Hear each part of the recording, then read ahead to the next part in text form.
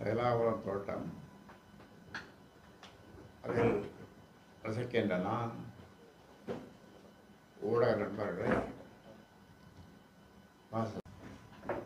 மழை வெள்ள நிவாரண நிதி மழை வெள்ள நிவாரண நிதி பிரதமரிடம் நேரில் வலியுறுத்த அனைத்து கட்சி குழுவை அனுப்ப வேண்டும்.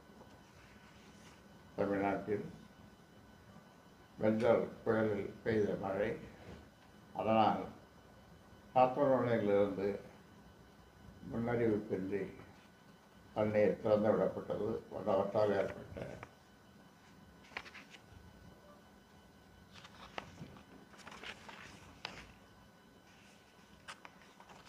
வெள்ளம், இந்த வெள்ளத்தால் பல்லாயிரக்கணக்கான அளவுக்கு பாதிப்புகள் ஏற்பட்டுள்ள நிலையில் அவற்றை சரி செய்வதற்காக மத்திய அரசு நிதி வழங்க வேண்டும் என்ற கோரிக்கைகள் முன்வைக்கப்பட்டது.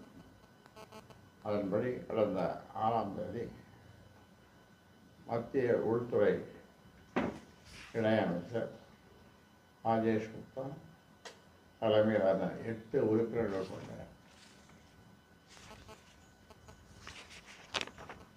மத்திய குழு தமிழ்நாட்டுக்கு வந்து பாதிக்கப்பட்ட பகுதிகளையும் புதுச்சேரியையும் ஆய்வு செய்துவிட்டு டெல்லி சென்று விட்டது. மத்திய குழு டெல்லி சென்று 10 நாளாகியும் இதுவரை மத்திய குழு அதன் அறிக்கையை மத்திய அரசிடம் தாக்கல் செய்யவில்லை. அதனால் புயல் வெள்ள பாதிப்புகளுக்காக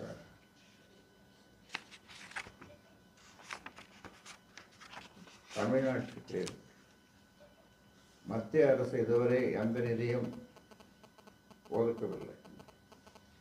இதற்கு முன் தமிழ்நாட்டிற்கு ஏற்கனவே ஒதுக்கீடு செய்யப்பட்டிருந்த மாநில பேரிடர் நிதியிலிருந்து தான் ரூபாய்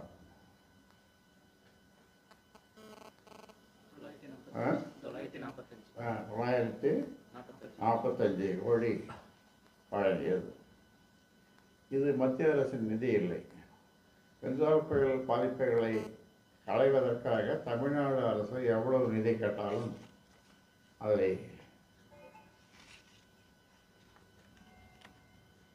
உடனடியாக ஒதுக்கீடு செய்வதற்கு மத்திய அரசு முன்வர வேண்டும். மத்திய குழு பார்வையிட்டு சென்ற பிறகும் தமிழ்நாட்டில் தொடர்ந்து மழை பெய்து வருகிறது. இந்த மழையால் தமிழ்நாட்டின் அனைத்து மாவட்டங்களும் பாதிக்கப்பட்டுள்ளன. இந்த மழை முடிந்து இப்பொழுது 3வது மழை பெய்ய தொடங்கியிருக்கிறது.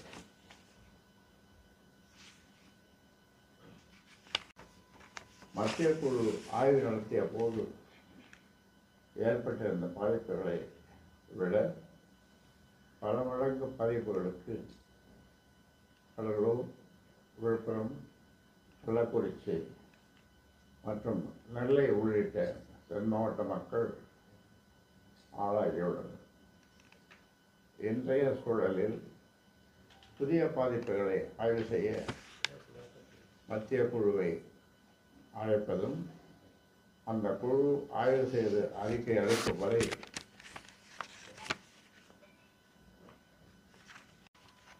மத்திய அரசின் நிதிக்காக காத்திருப்பதும் இன்றைய சூழலில் சாத்தியமற்றவை. அது மக்களுக்கு ஏற்பட்ட பாதிப்புகளை அதிகரிக்க செய்யும். தொடர்ந்து பெய்து வரும் மழையால் தமிழ்நாட்டில் 15 லட்சம் ஏக்கர்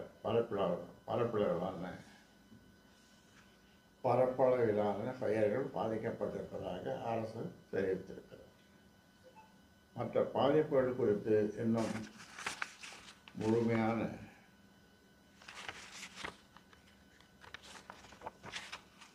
கணக்கெடுப்புகள் மேற்கொள்ளப்படவில்லை. அவை அனைத்தையும் விரைவாக முடித்து சேத மதிப்பு குறித்து விரிவான அறிக்கையை தமிழக அரசு தயாரிக்க வேண்டும். முதலமைச்சர் தலைமையில் அனைத்து கட்சி பிரதிநிதிகள் அடங்கிய குழு டெல்லி சென்று பிரதமரையும் மத்திய உள்துறை அமைச்சரையும் சந்தித்து தமிழ்நாட்டுக்கு வழங்கப்பட வேண்டிய நிவாரண நிதியை உடனடியாக வழங்க வேண்டும் என்று வலியுறுத்த வேண்டும். மத்திய அரசும் கடந்த காலங்களைப் போல அல்லாமல் தமிழ்நாட்டின் மழை வெள்ள பாதிப்பை சரி செய்வதற்கு தேவையான நிதியை விரைந்து வழங்க நடவடிக்கை எடுக்க வேண்டும். மத்திய அரசின் உதவிக்காக காத்திருக்காமல் நிவாரண உதவிகளை வழங்க வேண்டும். மழை வெள்ளத்தால் கடுமையாக பாதிக்கப்பட்ட உழவர்கள், கால்நடைகளின் உரிமையாளர்களுக்கு தமிழக அரசு இதுவரை எந்த உதவியும் செய்யவில்லை. தமிழக அரசால் அறிவிக்கப்பட்ட நிவாரண உதவியும் போதுமானது. ஒரு ஏக்கரில் நெல் சாகுபடி செய்ய ரூபாய் 30,000 வரை செலவாகும் என்று மதிப்பிடப்பட்டுள்ள நிலையில் அரசு சார்பில் ஏக்கருக்கு ரூபாய் 6,800 மட்டுமே வழங்கப்படும் என்று அறிவிக்கப்பட்டிருப்பதை ஏற்றுக்கொள்ள முடியாது. அதேபோல் மத்திய அரசு நிதி வழங்கிய பிறகுதான் உழவர்களுக்கு இழப்பீடு வழங்கப்படும் என்பதும் நியாயமல்ல. எனவே ஏக்கருக்கு ரூபாய் 40,000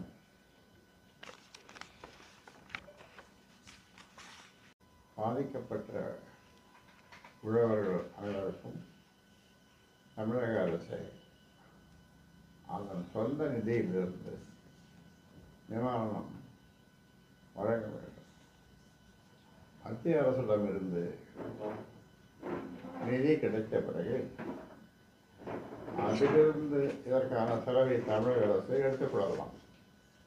அதேபோல் கடலூர், விழுப்புரம், கள்ளக்குறிச்சி மாவட்டங்களில் வெள்ளத்தால் பாதிக்கப்பட்ட மக்களுக்கு வழங்கப்படும் ரூபாய் 2,000 மீறி போதாது. ரூபாய் 6,000 வழங்க வேண்டும் என்று பாட்டாளி மக்கள் கட்சி கூறி வருகிறது. ஆனால் நிவாரண உதவியை உயர்த்த மறுத்துவிட்ட தமிழக அரசு அறிவிக்கப்பட்ட நிதியை கூட பாதிக்கப்பட்ட குடும்பங்கள் அனைத்துக்கும் வழங்க மறுக்கிறது.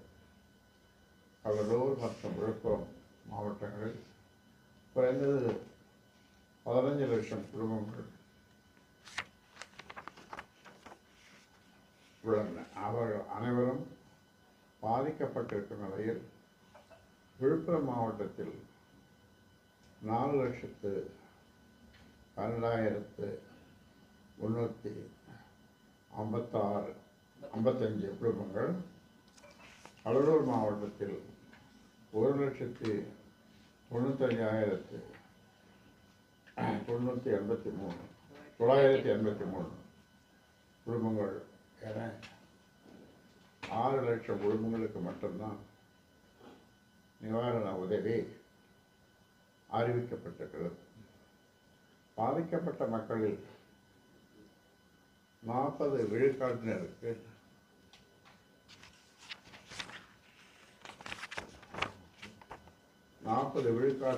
மட்டும் இழப்பீடு வழங்குவது எந்த வகையிலும் நியாயமில்லை.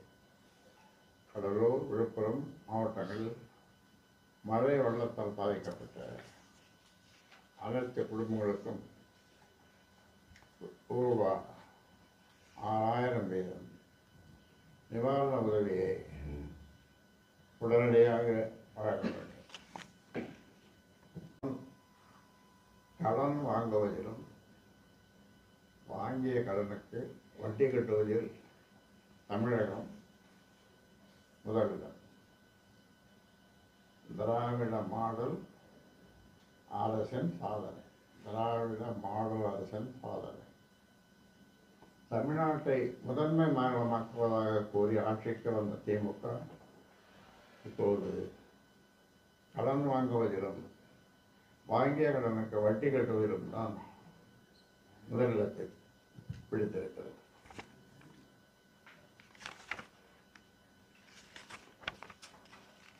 இந்திய ரிசர்வ் வங்கி சில நாட்களுக்கு முன் வெளியிட்ட புள்ளி விவரங்களின் அடிப்படையில் திமுக ஆட்சிக்கு வருவதற்கு முன் 2021ஆம் ஆண்டு மார்ச் 31ஆம் தேதி நிலவரப்படி தமிழ்நாடு ரூபாய் 5.68 லட்சம் கோடி கடனுடன் தேசிய அளவில் 2வது இடத்தில் இருந்தது.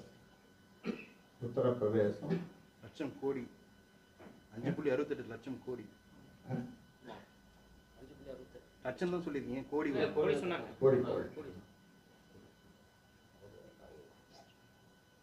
கோடி தான் 5.68 லட்சம் கோடி கடனுடன் தேசிய அளவில் 2வது இடத்தில் இருந்தது. உத்தரப்பிரதேசம் முதலிடத்திலும் மராட்டிய 3வது இடத்தை 2வது இடத்திற்கு தள்ளிய தமிழ்நாடு ரூபாய் 6.67 கோடி கடனுடன் முதலிடத்தை பிடித்தது. 6.67 லட்சம் கோடி 6.67 கோடி 6.67 லட்சம் கோடி 6.67 லட்சம் கோடி அதனுடன் முதலிடத்தை பிடித்தது. 2023, 2024 ஆகிய நிதியாண்டுகளில் நிறைவிலும் முறையே 7.41 லட்சம் கோடி ரூபாய் 8.34 லட்சம் கோடி கடனுடன் தமிழ்நாடு முதலிடத்தை உறுதியாக பிடித்துக் கொண்டிருக்கிறது. இது பேரவலம். வட்டி செலுத்துவதிலும் இதே நிலைதான். 2021ஆம் ஆண்டு மார்ச் இறுதியில் ரூபாய் 36,499 கோடி வட்டியுடன் தமிழ்நாடு 3வது இடத்தில் இருந்தது. திமுக ஆட்சிக்கு வந்தவுடன் 2022ஆம் ஆண்டு மார்ச் இறுதியில் ரூபாய் 41,564 கோடி வட்டியுடன் தமிழ்நாடு 2வது இடத்தை பிடித்தது. 2023ஆம் ஆண்டில் ரூபாய் 46,816 கோடி வட்டியுடன் 1வது இடத்திற்கு முன்னேறிய திமுக அரசு ரூபாய் 50,670 கோடி கடனுடன் 54,676 கோடி கடனுடன் 2024ஆம் ஆண்டும் முதலிடத்தை தக்க வைத்துக் கொண்டிருக்கிறது. இந்த நிலை நீடித்தால் தமிழக அரசு அடுத்த சில ஆண்டுகளில் நாம் திவாலாகிவிடும். இதை தடுக்க தமிழக அரசு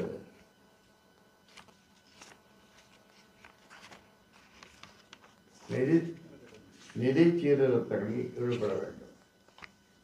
வரி அல்லாத வருவாயை பெருக்கி தமிழ்நாட்டை மீளாத கடன் சுமையிலிருந்து மீட்க தமிழக அரசு விரைந்து நடவடிக்கை எடுக்க வேண்டும். 10ஆம் வகுப்பு பொதுத் தேர்வில் தமிழ் கட்டாய பாடம் இல்லை. அன்னை தமிழுக்கு தொடர்ந்து துரோகம் செய்யும் திமுக அரசு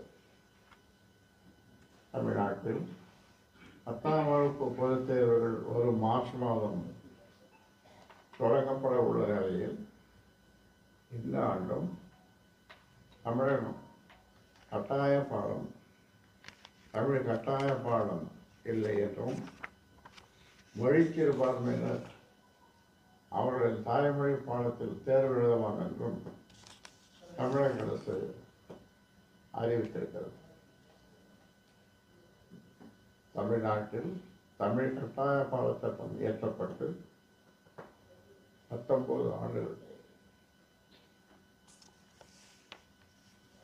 19 ஆண்டுகள் ஆகின்றன. ஆனால் இன்னும் தமிழை கட்டாய பாடமாக்க முடியவில்லை என்பதற்காக ஆட்சியாளர்கள் அவமானப்பட வேண்டும். ஆனால் அவர்களுக்கு தமிழை பற்றியெல்லாம் எந்த கவலையும் இல்லை. தமிழ் கட்டாய பாடத்திட்டம் செல்லும் என்றும் 2023ஆம் ஆண்டு முதல் 10ஆம் வகுப்பு பொதுத் தேர்வுகளில் தமிழை கட்டாய பாடமாக்க வேண்டும் என்றும் சென்னை உயர்நீதிமன்றம் ஆணையிட்டது. எதிர்த்து தனியார் பள்ளிகளில் உச்ச நீதிமன்றத்தில் மேல்முறையீடு செய்தனர். அந்த வழக்கு 2023ஆம் ஆண்டு ஜூலை மாதம் விசாரணைக்கு எடுத்துக்கொள்ளப்படும் என்று நீதிபதி ரஞ்சன் கிஷன் கவுல் அறிவித்தார். ஆனால் கடந்த ஆண்டு ஜூலை மாதம் அந்த வழக்கை விசாரணைக்கு கொண்டு வர தமிழக அரசு எந்த நடவடிக்கையும் எடுக்கவில்லை. அதன் பின் 1.5 ஆண்டுகள் ஆகிவிட்ட நிலையில் இன்று வரை அந்த வழக்கை விசாரணைக்கு எடுத்துக்கொள்ளும்படி தமிழக அரசு வலியுறுத்தவில்லை. அதன் விளைவுதான் தமிழ்நாட்டில் இன்று வரை தமிழை கட்டாய பாடமாக்க முடியவில்லை. ஒரு மாநிலத்தில் அதன் தாய்மொழியை படிக்காமல் பட்டம் பெற முடியும் என்பது அந்த மொழிக்கு செய்யப்படும் துரோகமாகும். அந்த துரோகத்தை திமுக அரசு கடந்த 3 ஆண்டுகளாக தொடர்ந்து செய்து வருகிறது. இனியாவது அந்த நிலையை மாற்றிக்கொண்டு உச்ச நீதிமன்றத்தில் நிலுவையில் உள்ள வழக்கின் விசாரணையை விரைவுபடுத்தி தமிழ் பாடத்தை கட்டாய பாடமாக்க வேண்டும். மீண்டும் திறக்கக்கூடாது. தமிழ்நாட்டில் அமலாக்கத்துறை சோதனை உள்ளிட்ட பல காரணங்களால் 26 இடங்களில் மூடப்பட்ட ஆற்று மணல் குவாரிகளை மீண்டும் திறக்க தமிழக அரசு முடிவு செய்திருப்பதாக ஊடகங்களில் செய்திகள் வெளியாகியுள்ளன. இவை உண்மை என்றால் தமிழ்நாடு அரசின் முடிவு கண்டிக்கத்தக்கது. தமிழ்நாட்டில் மூடப்பட்ட மணல் குவாரிகளை திறக்க எந்த நியாயமும் இல்லை.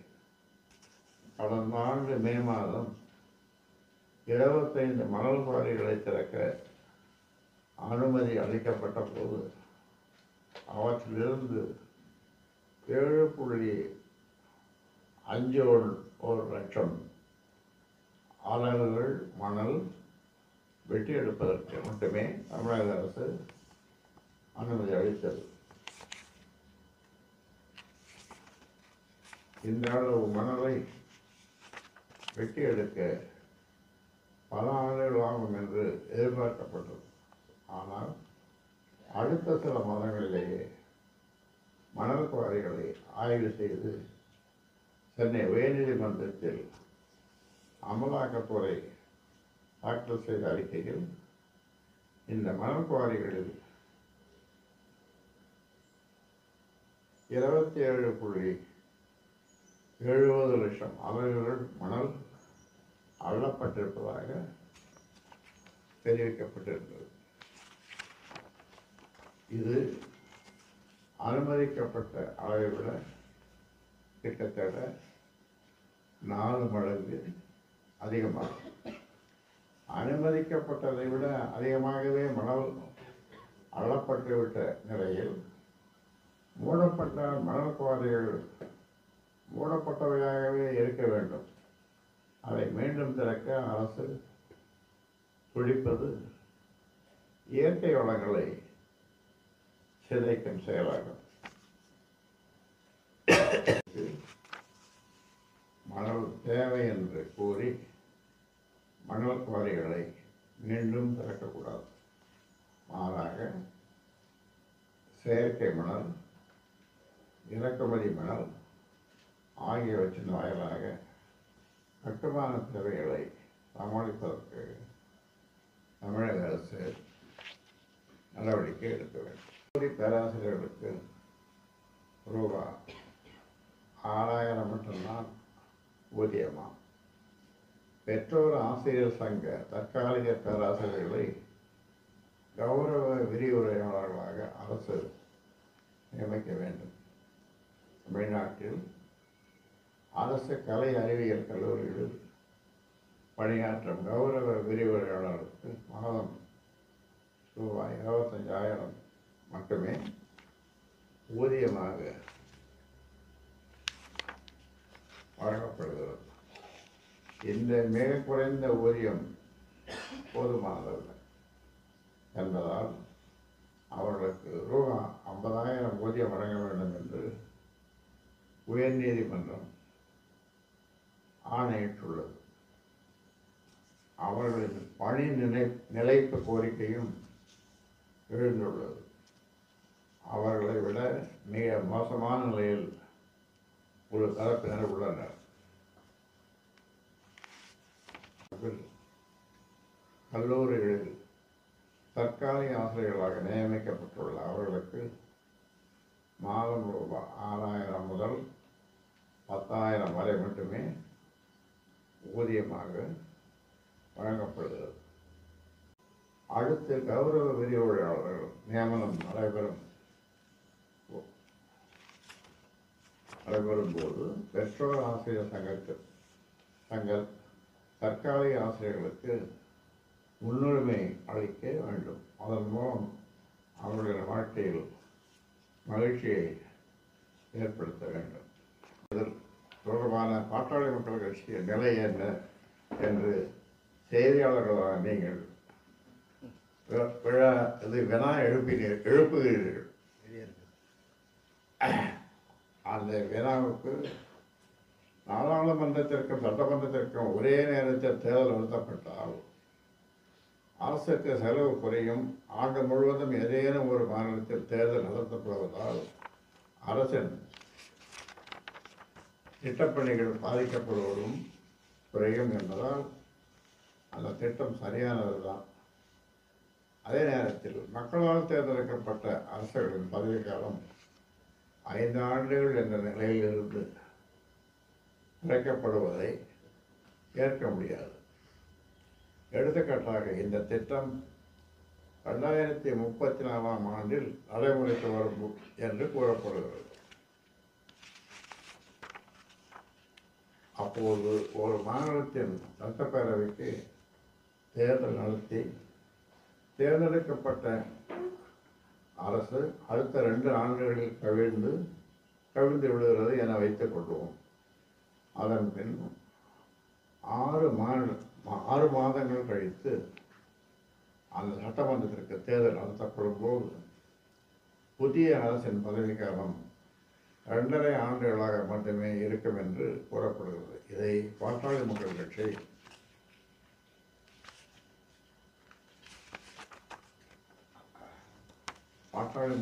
மக்கள் கட்சியால் ஏற்றுக்கொள்ள முடியாது. நாடாளுமன்ற மக்களவையில் தாக்கல் செய்யப்பட்ட ஒரே நாடு ஒரே தேர்தல் சட்டம் இப்போது நாடாளுமன்ற கூட்டுக்குழுவின் ஆய்வுக்கு அனுப்பப்பட்டுள்ளது. அதில் என்ன முடிவு எடுக்கப்பட உள்ளது என்பதை பார்க்க வேண்டும். அதன் அடிப்படையில் தான்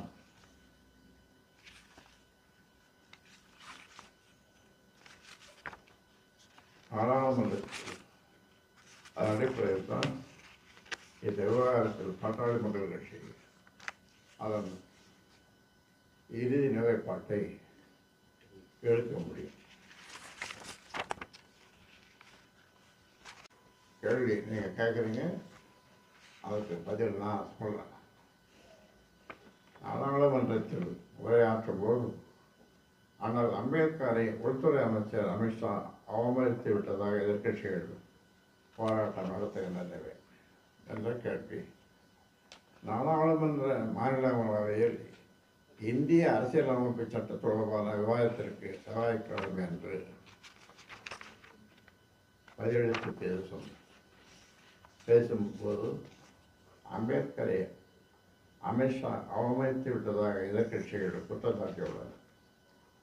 ஆனால் தமது உரையை முழுமையாக பார்க்காமல் ஒரு பகுதியை மட்டும் வைத்துக்கொண்டு எதிர்க்கட்சிகள் எவ்வாறு கூறுவதாகவும் தாம் அம்பேத்கரை மிகவும் மதிப்பதாகவும் அமித்ஷா கூறியிருக்கிறார். பாட்டாளி மக்கள் கட்சியை பொறுத்தவரை அண்ணல் அம்பேத்கர் விமர்சனங்களுக்கெல்லாம் பார்ப்பட்டவர். அவரை எவரும் அவமதிக்க முடியாது. அனைத்து கட்சிகளும் அண்ணல் அம்பேத்கரை போற்றித்தான் ஆக வேண்டும்.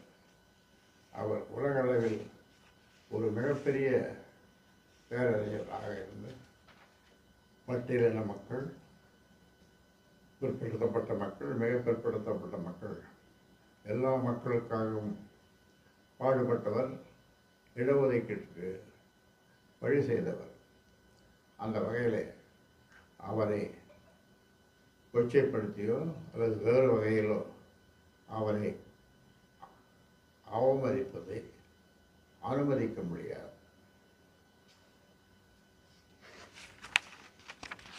வழிகாட்டியாக ஏற்றுக்கொண்டிருக்கிறது. ஒரே நாளில் 7 அம்பேத்கர் சிலையை நான் திறந்தேன். என்னுடைய தோட்டத்திலேயே அம்பேத்கர் சிலை திறக்கப்பட்டதும் அந்த வகையில் 100க்கும் மேற்பட்ட சிலைகளை திறந்திருக்கிறோம். ஆனால்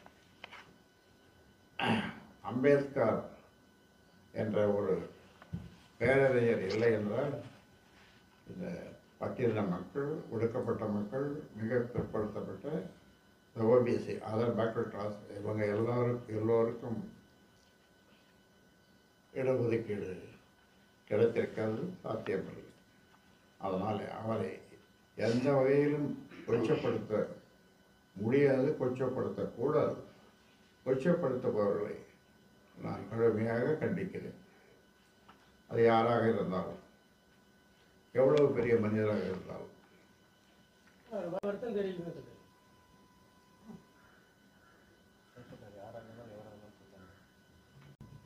இது ஆஃப் த ரெக்கார்டு நிவாரணம் உடனே கொடுக்கணும்னு சொல்லிட்டு சொல்லியிருக்கீங்க. ஆனால் மத்திய சொல்லியிருக்கீங்கல்ல, சொல்லிக்கொண்டே இருக்கிறோம். மத்திய அரசு இதுவரையும் செவி சாய்க்கவே இல்லை. செவி இல்லையோ என்னமோ, செவி சாய்க்கவில்லை. செவி சாய்க்க வேண்டும், செவி சாய்க்க வேண்டும், செவி சாய்க்க வேண்டும் என்று உங்கள் மூலமாக, ஊடகங்கள் மூலமாக தொடர்ந்து சொல்லி வருகிறோம். ஆனால் அவர்கள் செவியை சாய்க்கவில்லை. இதை நாம் வன்மையாக கண்டிக்கிறோம். எத்தனையோ வழிமுறைகள் இருந்தாலும் அதில் முனைப்பை காட்டவில்லை தமிழக அரசு.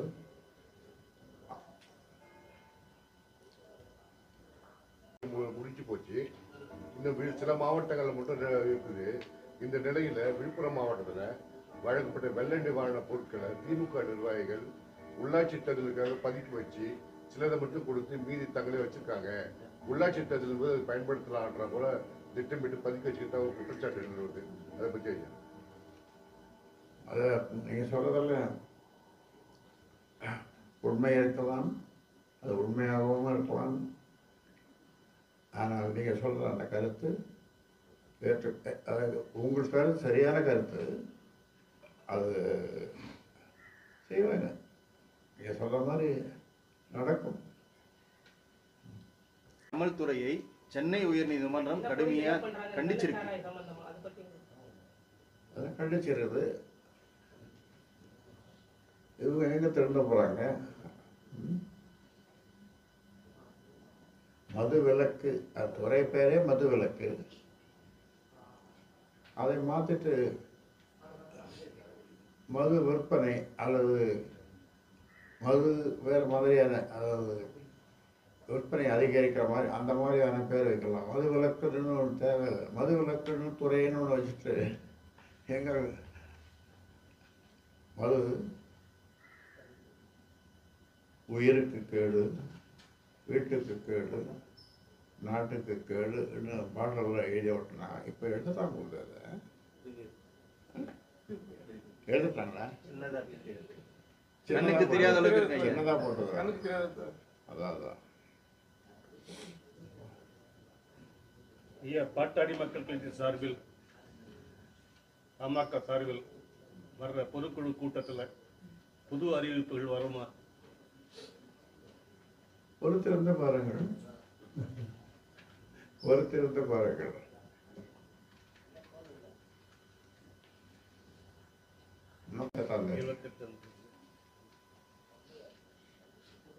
உழவர் பேரியக்கம் சார்பாக நடக்கிற மாநாடு 21 நீங்கள் அனைவரும் வர வேண்டும் என்று உங்களை அன்போடு கேட்டுக்கொள்ளும். அது அங்கே இருக்கிறவங்க தான் வரணும், திருவண்ணாமலை மாவட்டத்திலிருந்து வரணும். இங்கே இருந்து நான் தலைமையிலிருந்து நான் உங்களை அழைக்கிறேன். கட்டாயம் வந்து பாருங்கள்.